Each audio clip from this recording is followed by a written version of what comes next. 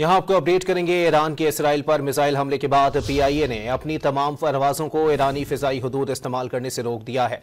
मजीद जानते हैं don news के नुमाइंदे सैयद वसीम से। वसीम, बताइएगा। जी बिल्कुल, देखें, ईरान का जो इसराइल पर मिसाइल हमले का मामला है, उसके बाद PIA ने अपनी तमाम परवाजों को ईरानी फज़ाई हुदूद के इस्तेमाल करने से रोक दिया है।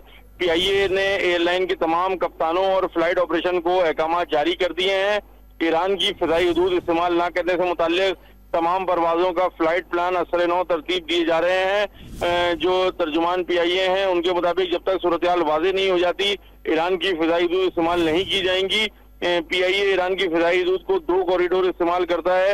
एक कॉरिडोर नॉर्दर्न कॉरिडोर है, जिसमें कनाडा और तुर्की जाने वाली परवाजें इस रूट को इस्तेमाल करती हैं, जबकि दूसरा कॉरिडोर साउदर्न कॉरिडोर है, जिसको UAE, बहरीन, दुआ और सऊदी अरब जाने के लिए इस्तेमाल किया जाता है। जी बहुत शुक्रिया सैयद वसीम।